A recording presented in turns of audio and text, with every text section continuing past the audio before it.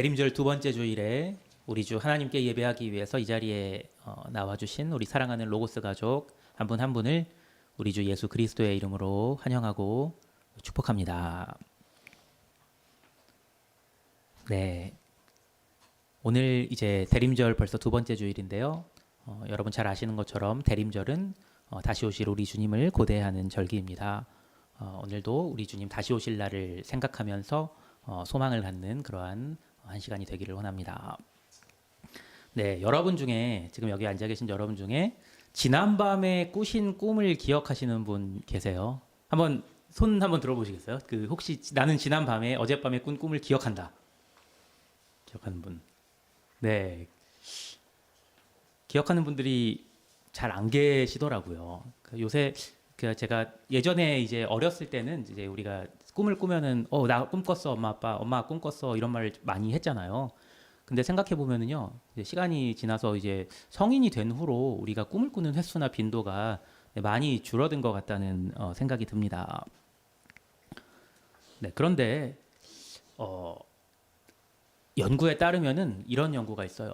우리는 이제 어른이 되고 성인이 되면서 꿈꾸는 횟수들이 많이 줄었다 이렇게 생각을 하는데 사실은 우리는 매일 꿈을 꾼다고 합니다. 나는 꿈을 꾸지 않았는데요. 이렇게 반문하실 분들이 계실 거고, 방금 전에 제가 어젯밤 꿈 기억하시는 분 손 들어보세요 하니까 아무도 손 안 드셨잖아요. 나는 꿈 안 꾸는데 이렇게 반문하실 분이 계실 수도 있겠지만, 네, 연구에 따르면요, 꿈을 꾸지 않는다고 생각하는 사람은 사실 꿈을 꾸지 않는 게 아니라 꾼 꿈을 기억하지 못하는 것이라고 합니다. 그러니까 저나 여러분 둘 다, 저나 여러분이나 다 어젯밤에 꿈을 사실은 꾸었던 겁니다. 하지만 여전히 질문이 남죠. 꿈을 만약에 꾸었다면은 왜 나는 내가 어젯밤 꾼 꿈을 기억하지 못하는 걸까? 우리는 어떤 꿈을 기억하고 또 어떤 꿈은 기억하지 못하는 걸까요? 이런 생각 혹시 해보셨나요? 네, 저도 사실 잘 이런 생각 안 해봤는데요. 근데 요새 들어서 사실 이 생각을 제가 해보게 된 계기가 있습니다. 저도 이제 여러분이 아까 제가 어젯밤 꿈 기억하시는 분 손 들어보세요 했을 때 아무도 손을 안 드신 것처럼 저도 꿈 요새 잘 안 꿨었거든요. 근데 이제 성인이 되고는 많이 안 꿨는데 이상하게 요새 한 달 정도를 제가 꿈을 거의 매일 밤 제가 꾸고 기억하고 그렇게 되더라고요. 그래가지고 요새 부쩍 자고 일어나면은 이제 꾸던 꿈이 기억나는 날들이 생생하게 기억나는 날들이 많아지면서 네, 이 질문을 제가 스스로한테 던져보게 됐습니다. 나는 언제 꿈을 기억하고 언제 꿈을 기억하지 못하는 걸까? 네, 제가 이제 생각을 하면서 요새 이제 꾼 꿈들을 이제 복기를 하면서 그러면서 제 나름대로 내린 결론이 하나 있는데요. 그건 뭐냐면은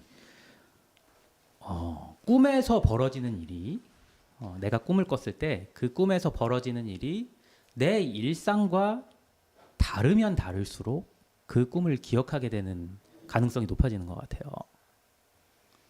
일상 그대로를 꿈꾼다면은요, 그러면 사실 그게 기억할 만한 일이 아니잖아요. 예를 들어서 뭐 있었던 일을 꿈꾼다든지 아니면은 내일 뻔히 벌어질 일을 꿈꾼다든지 하면은 그럼 그게 뭐 이렇게 임팩트가 없을 거잖아요. 꿈을 꿨다 하더라도. 그래서 기억을 못 하는 것 같고요. 근데 제가 요새 한 달 정도 이제 꿈을 많이 꾸면서 꾼 꿈들을 생각해 보면 어떤 의미에서 좀 허무맹랑한 내용들이 그다음에 상상하기 어려운 일들을 제가 이제 꿈을 꿨더라고요. 그래서 그것들을 또 기억하게 되는 것 같습니다. 네, 일상 그대로를 꿈꾸면은 그건 더 이상 꿈이 아니겠죠. 그래서 그런 꿈은 꾸어도 꿈으로 기억되지 않는 반면에 내가 일상에서 겪지 않는 일들, 내가 일상에서 생각하지 못하는 일들을 꿈꾸게 되면은 네, 그 꿈은 꿈으로 우리 생생하게 이제 기억하게 되는 것 같습니다. 네, 여기까지 제가 이제 생각이 미치고 나니까요, 이런 생각이 들었어요. 일상에서 일어나는 일을 당연한 것으로 받아들이고 또 일상에 순응하는 사람은 꿈으로 기억되는, 그러니까 일어났을 때 꿈으로 기억할 수 있는 그런 꿈을 꾸기가 어렵겠구나. 네, 이런 생각이 들었습니다. 그리고 만약 이런 제 결론이 옳다면 네, 우리 그리스도인은 네, 꿈을 꾸는 사람들 되어야 합니다. 네, 오늘 본문 이사야서 11장은요. 꿈을 꾸라는 메시지를 우리에게 전해주고 있습니다. 네, 이사야서 11장이 말씀하는 이 꿈을 꾸라는 메시지는 앞선 이사야서 10장, 그러니까 이사야서 11장에 앞서서 이제 기록된 이사야서 10장 후반부를 먼저 읽고 이사야서 11장을 읽어야 비로소 발견할 수가 있습니다. 이사야서 10장은요. 후반부를 말씀드리는 건데 북쪽에서부터 예루살렘을 향해서 진군해 오는 아수르 군대의 맹렬한 모습을 그리고 있습니다. 네, 실제로 역사적으로 있었던 일이에요. 기원전 한 700년쯤에 아수르 왕이 아수르 군대를 이끌고 대군을 이끌고 예루살렘까지 쳐들어 내려왔어요. 그러면서 이제 있었던 일이 뭐냐면요. 예루살렘에 인접한 예루살렘을 목표로 해서 내려오고 있으니까 북쪽에서부터 이렇게 내려왔으니까요. 그 예루살렘 북쪽에 있는 예루살렘에 인접한 도성들이 하나하나 함락되기 시작한 거예요.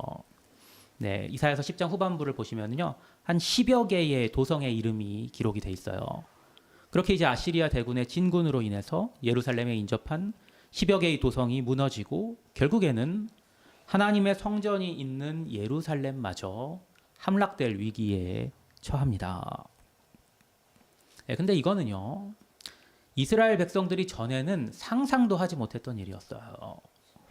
왜 그랬을까요? 이스라엘 백성들이 가지고 있던 강한 생각이 뭐가 있죠? 네, 우리는 어떤 백성이라는 생각을 갖고 있었죠. 이스라엘 백성들이 하나님의 백성이다. 하나님이 지키시는 백성이다. 하나님의 백성인 자신들은 하나님의 보호를 받기에 결코 무너지지 않으리라는 확신을 이스라엘 사람들은 가졌기 때문입니다. 그렇게 해서 이제 자신들이 이제 무너지고 자신들의 도성이 무너질 거라는 것을 꿈에도 생각하지 못했던 이스라엘 백성들이 그들의 도성들이 하나하나 무너지는 것을 지켜보게 됩니다. 그렇게 도성들이 하나하나 무너지고 하나님의 성전이 있던 예루살렘마저 함락될 위기에 놓입니다. 그때 이스라엘 백성들이 무슨 생각을 했을까요?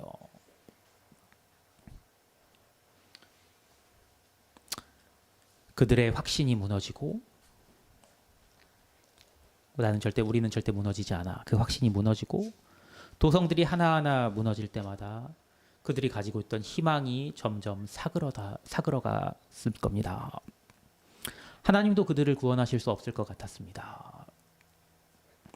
그러나 이사야서는 낙심한 이스라엘 백성에게 하나님의 구원을 선포하며 그들이 꾸어야 할 꿈에 대해서 말씀합니다. 오늘 본문 이사야서 11장 1절은 이렇게 시작하죠. 이새의 줄기에서 한 싹이 나며 그 뿌리에서 한 가지가 나서 결실할 것이요. 말씀드린 것처럼 이미 이스라엘의 온 도성이 초토화되었습니다. 회복을 기대할 수 없는 상황이었어요.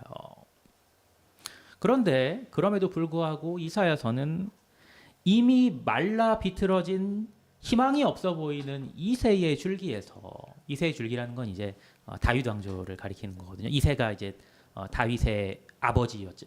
이름이 이새였잖아요. 그러니까 다윗 왕조, 다윗 자손을 말하는 거죠.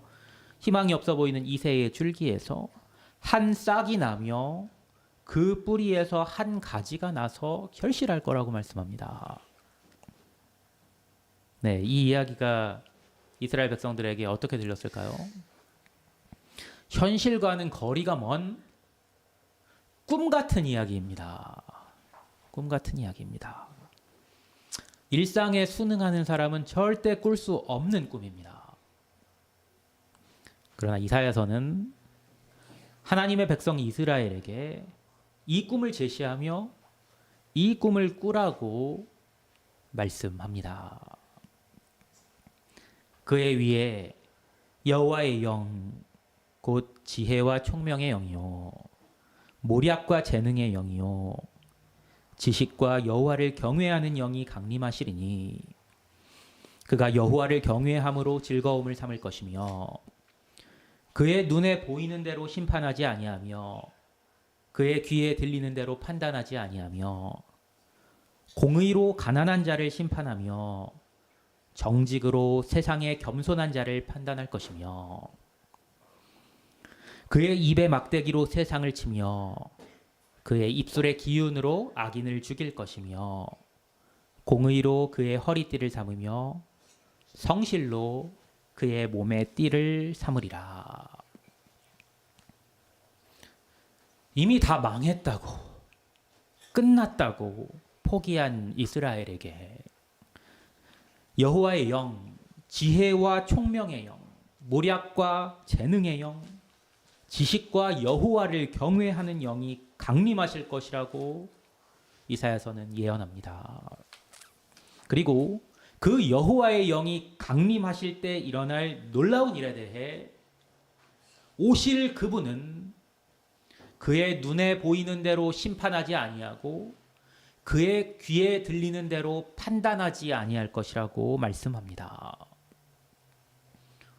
네, 그냥 이렇게 제 말을 들으셨을 때는 그런가 보다 하고 이제 고개를 끄덕이실 수도 있는데 한번 가만히 이 말의 의미를 생각해 보십시오. 이거는요, 정말이지 꿈에서만 일어날 수 있는 일입니다. 왜냐하면 우리의 일상에서 사람들은 너나 할 것 없이 모두 눈에 보이는 대로 심판하고 귀에 들리는 대로 판단하기 때문입니다. 네, 제가 오늘 말씀을 묵상하는데 제가 중학생 때 기억이 하나가 떠올랐어요. 제가 이제 중학교 2학년 때 일인데요. 감수성이 예민한 이제 청소년이잖아요. 중학생 2학년이면. 네, 중학교 2학년 때인데 담임 선생님이 어느 날 저를 교무실로 부르신다는 그 말을 친구 하나가 전해준 거예요. 그때 제가 어린 마음에 어떤 마음으로 교무실에 내려갔냐면 설레는 마음으로 교무실에 내려갔습니다. 혹시 선생님이 나 무슨 칭찬해 주시려고 하나? 이제 그런 생각. 제가 좀 좋아하는 선생님이었고 그랬으니까. 근데 그 마음, 설레는 마음으로, 기대하는 마음으로 교무실에 내려갔는데 혹시 무슨 일이 있었을지 짐작하는 내용 있으세요? 네, 선생님께서 칭찬을 해주신다든지 격려를 해주신 게 아니라 저를 갑자기 질책하시는 거예요. 들어보니까 제 친구들 그러니까 저희 반 학생들 몇몇이서 저에 대해서 좀 안 좋게 생각하는 친구들이 좀 있었던 것 같아요. 그 친구들 몇이 와가지고 저에 대한 험담을 선생님 앞에서 한 거예요. 그래가지고 막 하니까 선생님이 그 말을 듣고 저한테 막 그 제 친구들한테, 그러니까 반 학생들한테 저에 대해서 좀 안 좋은 얘기를 들은 것 같고 저한테 막 그 얘기를 하시면서 저를 막 질책을 하시는 거예요. 그래서 제가 그 말을 듣는데 설레는 마음으로 가는데 제가 충격이 딱 너무 되는 거예요.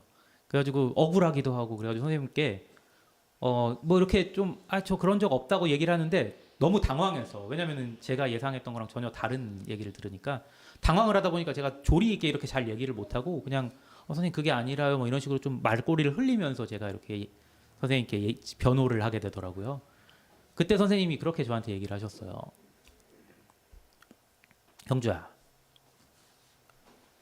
너한테 문제가 있으니까 친구들이 그런 얘기를 했겠지. 그 말을 듣는데 막 가슴에 막 비수가 꽂히는 그런 느낌이었습니다. 너무 막 아프더라고요, 마음이. 그래가지고 집에 가서 제가 한참 울었던 기억이 납니다.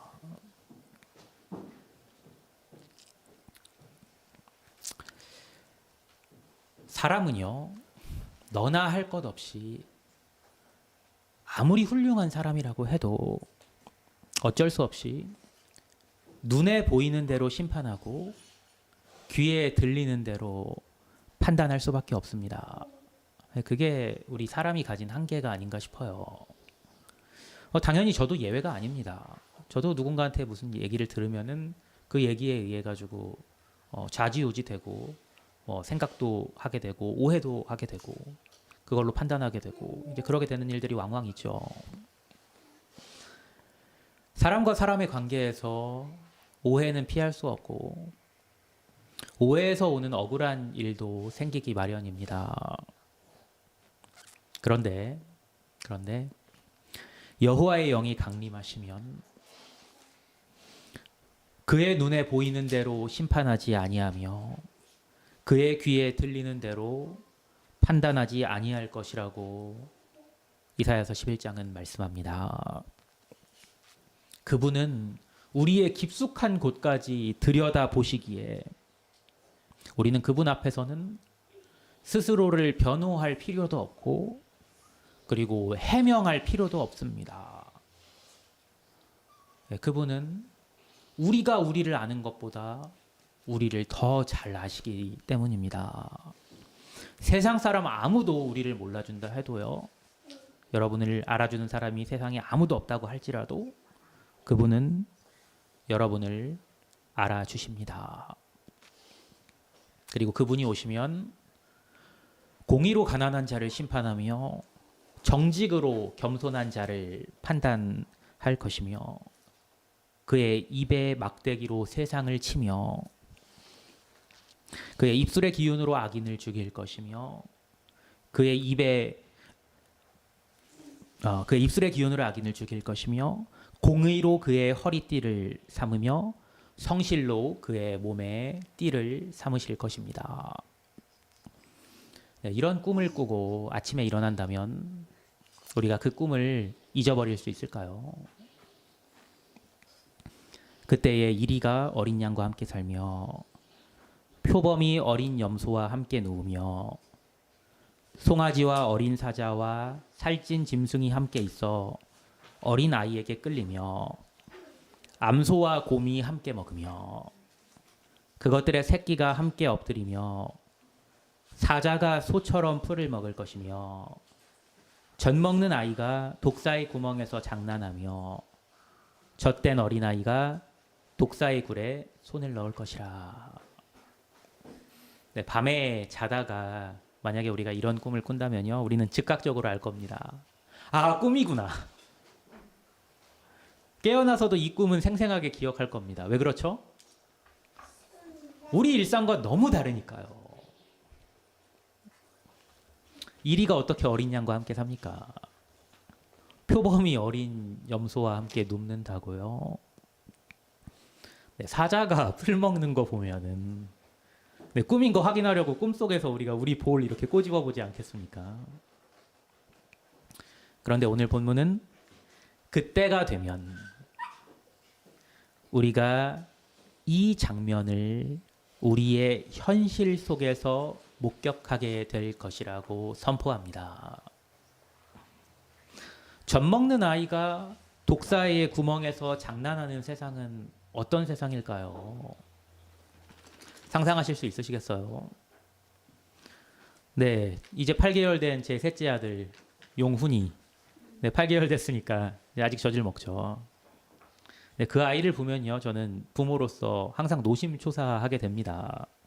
한 2주 된 것 같아요. 이제 기어 다니거든요. 집에서 이렇게 기어 다니다가 벽에 이렇게 모서리가 있는, 모서리 저기 이렇게 튀어나온 것처럼 이렇게 튀어나온 게 이렇게 바닥에 있어요. 몰딩이라고 하나요, 그런 거를. 거기다가 용훈이가 머리를 세게 박은 거예요. 근데 그게 여기에 이마가 움푹 패였습니다. 지금도 사실 움푹 패인 자국이 있는데요. 움푹 패이고 여기 이마 머리가 막 이렇게 막 주먹 하나가 생긴 것처럼 이렇게 부어 오른 거예요. 젖먹이 아이에게요. 우리가 사는 세상은 너무나 험난합니다. 젖먹이 아이가 살아가기엔 너무나 험난한 세상이죠. 그런데요, 그때에는 젖먹이 아이가 독사의 구멍에서 장난하며 또 독사굴에 손을 넣을 것이라고 오늘 본문은 말씀하고 있습니다. 내 거룩한 산 모든 곳에서 해됨도 없고 상함도 없을 것이니 이는 물이 바다를 덮음같이 여호와를 아는 지식이 세상에 충만할 것임이니라. 하나님께서 그 날에는 내 거룩한 산 모든 곳에서 해됨도 없고 상함도 없을 것이라고 친히 선포하십니다. 물이 바다를 덮음같이 여호와를 아는 지식이 세상에 충만해서 공의로우신 하나님의 온전하신 뜻이 온 세상에 이루어질 것이기 때문입니다. 그날이 언제입니까?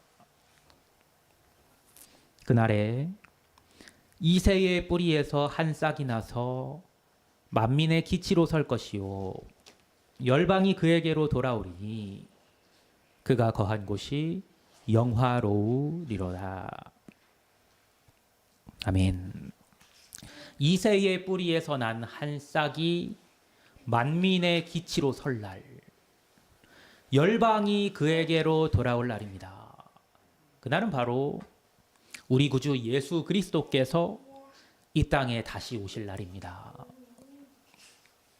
그날에 그분께서 온 땅에서 온 세상에 나타나셔서 영광을 받으실 것입니다. 그리고 그것이 우리 그리스도인이 날마다 꾸어야 하는, 그리고 기억해야 할 꿈입니다. 우리는 일상애가 아니라 오히려 이 꿈에 더 익숙해져야 합니다. 사랑하는 우리 로고스 가족 여러분, 여러분은 어젯밤 어떤 꿈을 꾸셨습니까? 우리 주님께서 다시 오셔서 공의로 심판하시며 정직으로 판단하시며 그분의 입에 막대기로 세상을 치시며 그분의 입술의 기운으로 악인을 죽이며 공의로 그의 허리띠를 삼고 성실로 그의 몸의 띠를 삼으시는 꿈을 꾸셨습니까? 우리가 지금 지키고 있는 절기 대림절은 우리 모두가 그 꿈을 꾸어야 하는 절기입니다. 이 꿈을 꾸는 사람에게 복이 있습니다. 이 꿈은 우리가 가난해도 견디고 우리로 정직하게 합니다. 우리를 겸손하게 합니다. 악을 멀리하고 선을 행하게 합니다.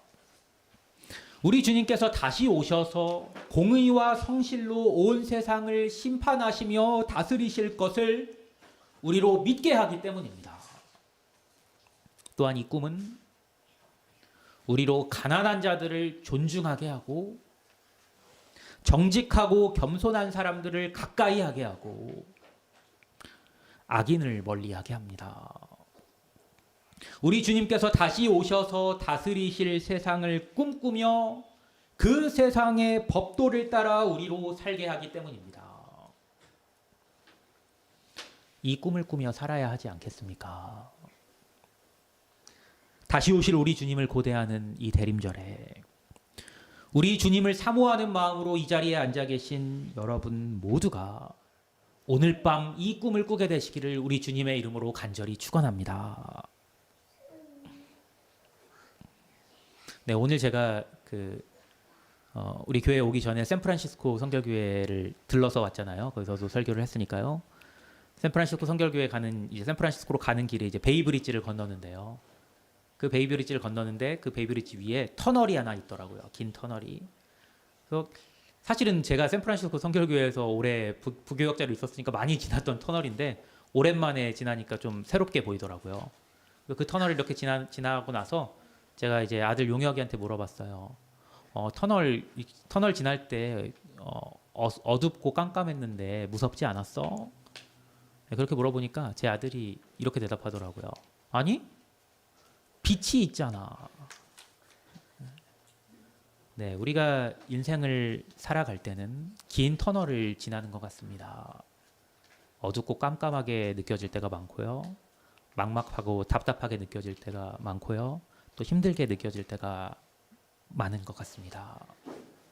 그러나 우리가 기억해야 할 것은 우리가 그 인생의 터널을 지나고 나면 우리에게 빛이 비추게 되리라는 것을 우리는 기억해야 할 겁니다.